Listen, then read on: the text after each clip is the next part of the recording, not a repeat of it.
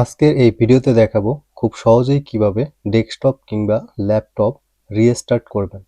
এজন্য আপনি এই উইন্ডোজে যাবেন। উইন্ডোজে যাওয়ার পরে আপনার এই যে পাওয়ার অপশন, এই পাওয়ার অপশনে যাবেন। যাওয়ার পরে এখানে দেখতে পারবেন রিস্টার্ট লেখা আছে, এই যে নিচে রিস্টার্ট।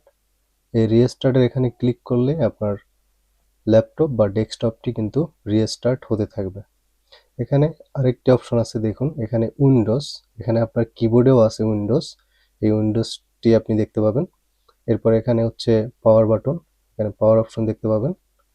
এরপর এখান থেকে রিস্টার্ট, এই রিস্টার্টের এখানে ক্লিক করলেই কিন্তু আপনার ডেস্কটপটি রিস্টার্ট হতে থাকবে। রিস্টার্ট হয়ে অটোমেটিকলি আপনার ডেস্কটপ কিংবা ল্যাপটপটি অটোমেটিকভাবেই কিন্তু চালু হয়ে যাবে। তো দেখুন এটি কিন্তু চালু হচ্ছে, এটি নেকের একটি ডেস্কটপ, এটি কিন্তু চালু হচ্ছে।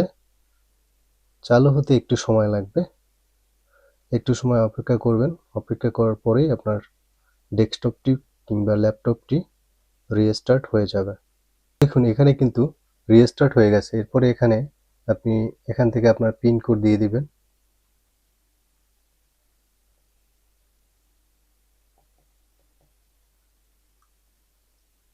পিনটি দেওয়ার পরেই এখানে কিন্তু আপনার ল্যাপটপটি চালু হয়ে যাবে, অর্থাৎ রিস্টার্ট হওয়ার পরে অটোমেটিক চালু হয়ে যাবে।